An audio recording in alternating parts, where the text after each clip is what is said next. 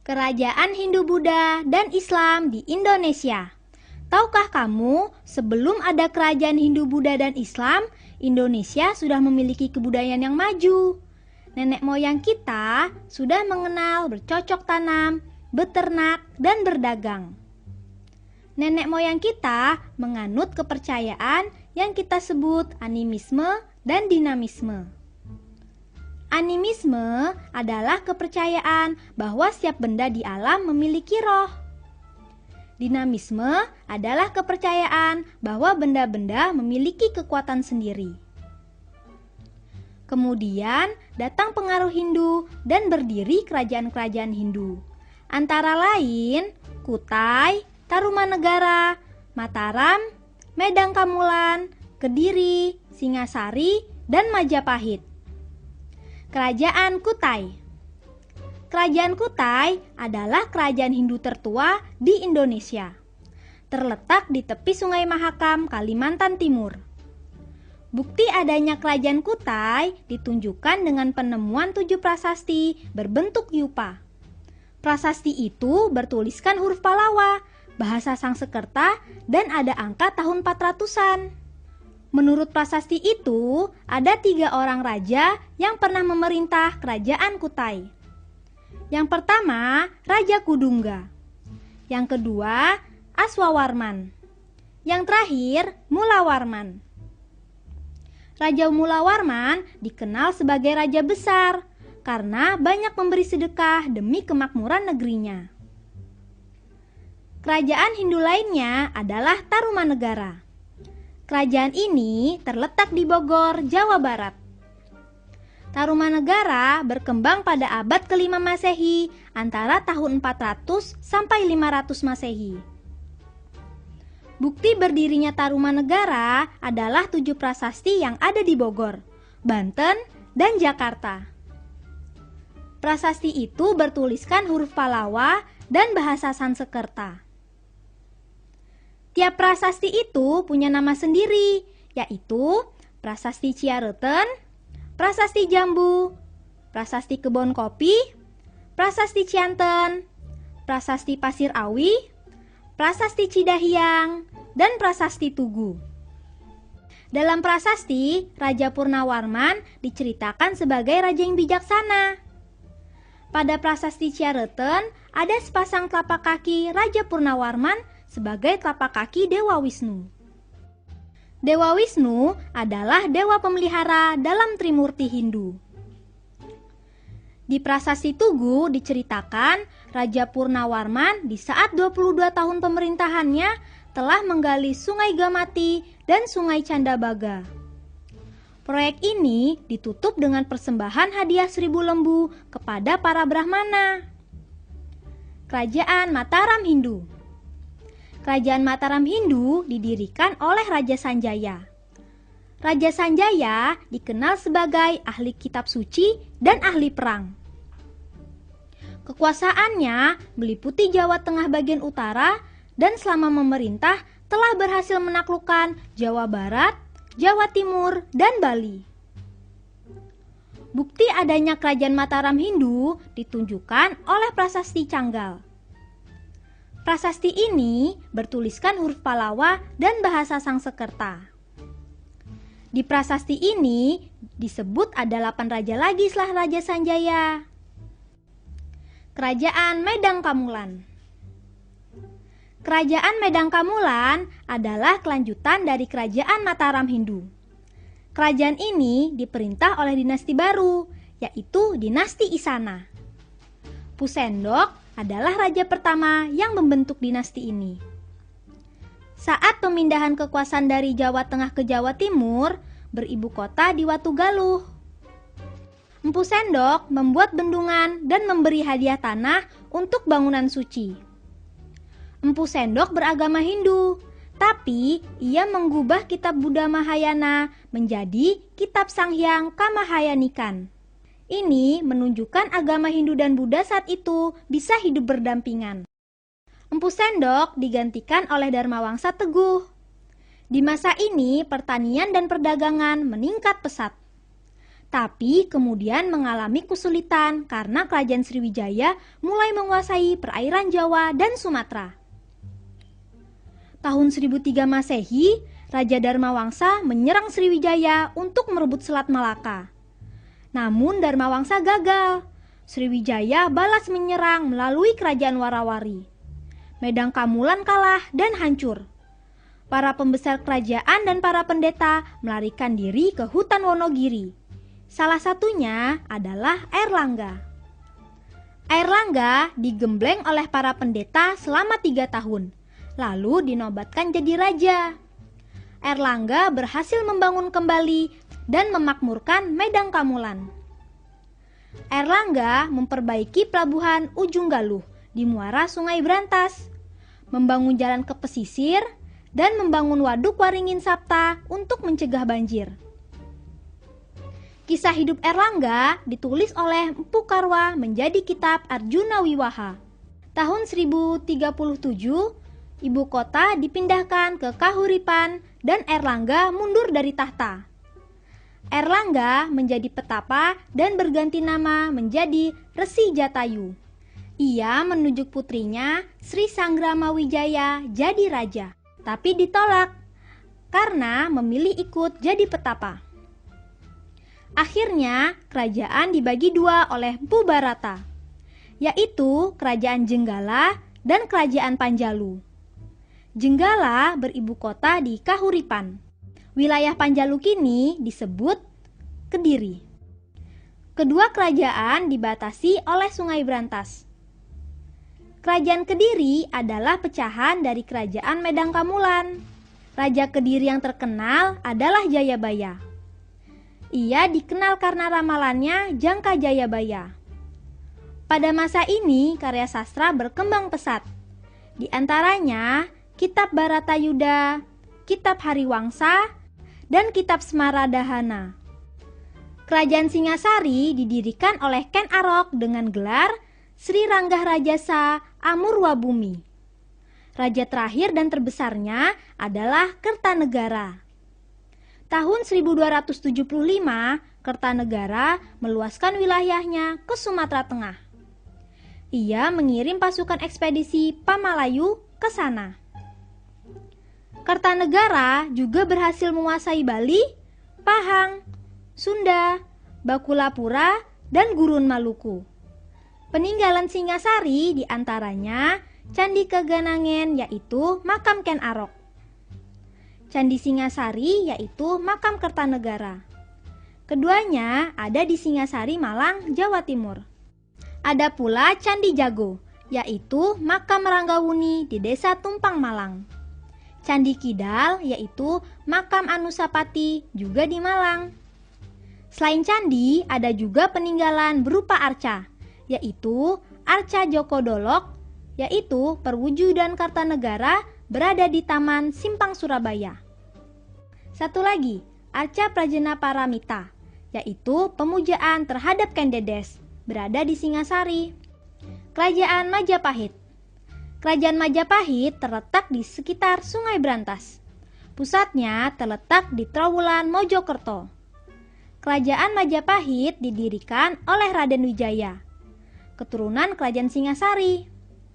Pada tahun 1293, beliau menjadi raja pertama dengan gelar Kertajasa Jayawardana.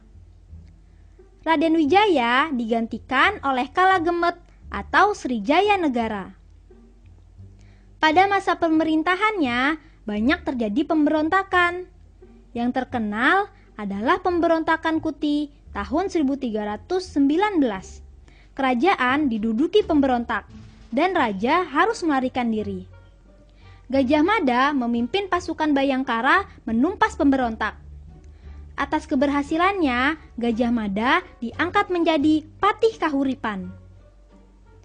Pemerintahan Jayanegara digantikan oleh Tribuana Tunggadewi. Pada masa ini, terjadi pemberontakan Sadeng. Gajah Mada berhasil menumpas kembali pemberontakan ini. Gajah Mada diangkat menjadi Mahapatih Majapahit. Saat penobatannya menjadi Mahapatih Majapahit, Gajah Mada mengucapkan sumpah palapa. Ia bersumpah tidak akan memakan buah palapa atau bersenang-senang sebelum menyatukan seluruh Nusantara di bawah kekuasaan Majapahit. Tahun 1350, Tribhuwana turun tahta karena ibunya Gayatri wafat. Tahtanya digantikan putranya, Hayam Wuruk. Di masa Hayam Wuruk, Majapahit mencapai puncak kejayaannya. Kekuasaannya meliputi Madura, Bali, Nusa Tenggara, Kalimantan, Sulawesi, dan Semenanjung Malaka. Majapahit punya armada laut yang sangat kuat dipimpin oleh Laksamana Nala. Majapahit juga punya sistem pemerintahan yang rapi dengan adanya Dewan Penasehat, Perdana Menteri, Dewan Pelaksana, dan Badan Peradilan dengan kitab hukumnya, Kitab Kutara Manawa. Untuk melaksanakan peradilan, Gajah Mada menyusun Kitab Kutara Manawa untuk menjamin kehidupan sosial, ekonomi, perdagangan, dan keamanan. Pada masa Majapahit, sastra berkembang pesat. Banyak lahir kitab terkenal di masa ini. Salah satunya Kitab Nagara Kertagama karya Pu Prapanca, berisi tentang perjalanan Hayam Wuruk berkeliling ke daerah kekuasaannya di Majapahit. Dalam kitab ini pula terdapat istilah Pancasila. Kitab lainnya adalah Kitab Sutasoma karya Empu Tantular. Dalam kitab ini terdapat istilah Bhinneka Tunggal Ika. Selain menulis Sutasoma, Empu Tantular juga menulis kitab Arjuna Wiwaha. Sepeninggal Hayam Wuruk dan Gajah Mada, tidak ada lagi tokoh pemersatu yang kuat. Terjadi perang parekrek, perang saudara perebut kekuasaan. Akibatnya, banyak daerah kekuasaan yang memerdekakan diri.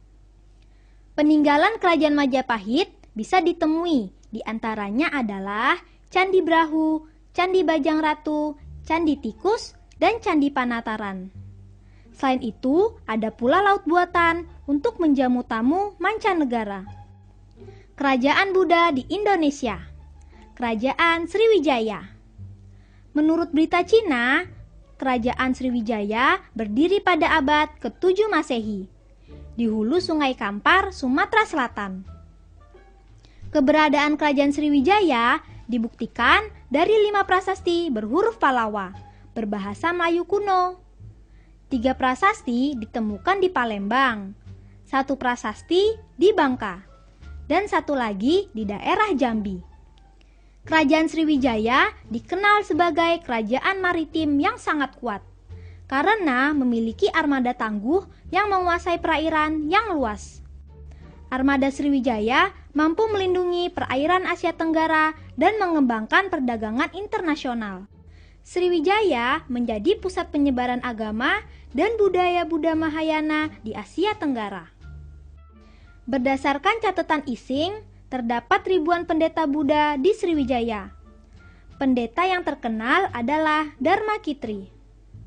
Bangunan terkenalnya adalah Candi Muara Tikus dan Biara Bahal.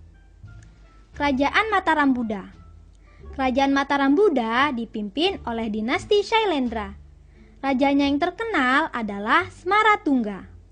Di masa itu terjadi penyatuan antara 2 dinasti karena pernikahan Rakai Pikatan dari dinasti Sanjaya Mataram Hindu dengan Pramudawardhani dari dinasti Shailendra Buddha.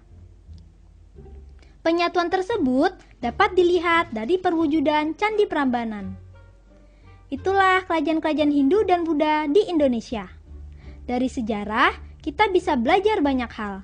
Bagaimana sebuah kerajaan bisa berjaya dan bagaimana sebuah kerajaan bisa runtuh. Kerajaan Islam di Indonesia. Agama Islam turun di Mekah, Arab Saudi. Islam menyebar ke seluruh Timur Tengah dan wilayah lain termasuk Indonesia. Islam masuk ke Indonesia pada abad ke-7. Kerajaan Samudra Pasai. Kerajaan Samudra Pasai terletak di pesisir utara Pulau Sumatera, berhadapan dengan Selat Malaka. Letaknya sangat strategis, membuat Samudra Pasai tumbuh menjadi kerajaan besar yang maju dalam perdagangan dan pelayaran. Samudra Pasai menguasai ekspor lada. Ibnu Battuta, penjelajah Muslim dari Maroko, menyebut Samudra Pasai tidak hanya menjadi pusat perdagangan, tapi juga menjadi pusat pengembangan Islam di Nusantara. Raja Pasai yang terkenal adalah Sultan Malik Al-Saleh. Di masanya lah Samudra Pasai berkembang pesat. Beliau digantikan oleh Sultan Muhammad. Raja Pasai yang terakhir adalah Sultan Zainal Abidin. Aceh. Aceh berkembang setelah Malaka dikuasai Portugis pada tahun 1511. Dan Samudra Pasai diduduki Portugis pada tahun 1521. Para pedagang Islam di Malaka pindah ke Aceh. Tahun 1530, Aceh melepaskan diri dari Pedir dan mendirikan kerajaan Aceh. Sultan Ali Mugoyat Shah menjadi raja pertama Aceh. Kerajaan Aceh mengalami puncak kejayaan di masa kepemimpinan Sultan Iskandar Muda. Beliau lalu digantikan oleh Sultan Iskandar Thani. Di masa ini, beliau harus bersaing dengan Belanda yang menguasai Malaka pada tahun 1641. Kerajaan Aceh tidak dapat bersaing dan mengalami kemunduran. Kerajaan Demak. Demak adalah kerajaan Islam pertama di Jawa. Kerajaan Demak muncul pada saat Majapahit mengalami kemunduran. Menurut Babat Tanah Jawa, Raden Fatah adalah putra Brawijaya V yang merupakan Raja Majapahit terakhir dengan Putri Campa. Raden Fatah mendirikan kerajaan Demak pada tahun 1475 dengan dukungan dari daerah-daerah yang mendapat pengaruh Islam. Demak berusaha menguasai perdagangan nasional dan internasional. Tahun 1513, Dipati Unus memimpin Demak melancarkan serangan ke Malaka, namun gagal. Sultan Trengganu memimpin Demak menuju puncak kejayaannya. Wilayahnya meliputi Jawa Barat, Jawa Tengah, dan sebagian Jawa Timur. Sultan Trengganu wafat pada saat penaklukan Pasuruan. Sepeninggal Sultan Trengganu terjadi perang saudara karena perebutan kekuasaan. Arya Panangsang dari keluarga Sekar Sedaing Lapen berperang dengan Pangeran Prawoto, anak Sultan Trengganu. Perang ini berlangsung bertahun-tahun. Perang saudara berakhir dengan naiknya Jaka Tingkir ke tahta kerajaan. Jaka Tingkir, menantu Sultan Trengganu, memindahkan pusat kerajaan Demak ke Pajang. Jaka Tingkir digantikan oleh Pangeran Benowo. Kerajaan Banten. Fatahillah adalah panglima perang Demak. Beliau berhasil menguasai dan mengislamkan Banten, Sunda Kelapa, dan Cirebon. Sultan Ageng Tirtayasa adalah raja terbesar Banten yang berhasil memajukan Banten sebagai pusat perdagangan dan penyebaran agama Islam. Sultan Ageng sangat keras terhadap VOC, sehingga Banten menjadi kerajaan yang sangat berwibawa. Sepeninggal Sultan Ageng Tirtayasa, tahta diserahkan kepada putranya Sultan Haji. Berbeda dengan ayahnya, Sultan Haji justru meminta bantuan kepada VOC, hingga akhirnya Banten menjadi boneka VOC. Kerajaan Mataram Islam muncul setelah Kerajaan Demak runtuh. Setelah kekuasaan Jaka Tingkir diserahkan kepada Pangeran Benowo, terjadi kekacauan. Kekuasaan Demak diserahkan kepada Sutawijaya. Sutawijaya menjadi raja pertama Kerajaan Mataram dengan beribu kota di Kota Gede. Sultan Agung Hanyokrokusumo atau Mas Rangsang adalah raja terbesar Mataram Islam. Beliau bercita-cita untuk menyatukan Pulau Jawa dalam Kerajaan Mataram dan mengusir VOC dari Batavia. Sepeninggal Sultan Agung, kerajaan dipimpin oleh Amangkurat. Beliau membagi kerajaan melalui serangkaian perjanjian, yaitu Keraton Yogyakarta, Kasunanan Surakarta, Paku Alaman, dan Mangkunegaraan. Kerajaan Makassar. Abad ke-17 di Sulawesi Selatan ada beberapa kerajaan kecil, yaitu Goa, Telo, Sopeng, dan Bone. Goa dan Telo tumbuh menjadi kerajaan besar dan keduanya menjadi kerajaan yang paling besar di Makassar. Sultan Hasanuddin memimpin kerajaan Makassar menuju puncak kejayaannya. Beliau digelari ayam jantan dari timur karena keberaniannya menentang monopoli Belanda. Sultan Hasanuddin memimpin pertempuran besar pada tahun 1667.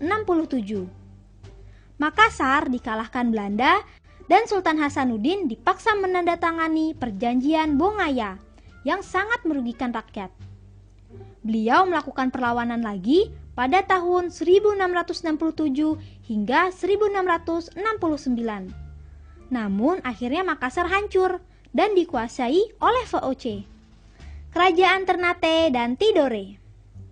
Kerajaan Ternate dipimpin oleh Uli V, yaitu persekutuan 5 bersaudara.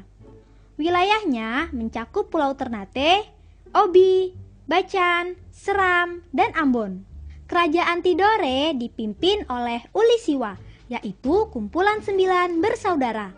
Wilayahnya meliputi Pulau Makian, Halmahera, dan pulau-pulau di sekitarnya, serta Papua Barat. Antara Ternate dan Tidore terjadi persaingan, terutama setelah datangnya bangsa Barat. Portugis datang pada tahun 1512, lalu bersekutu dengan Ternate. Spanyol datang pada tahun 1521, lalu bersekutu dengan Tidore.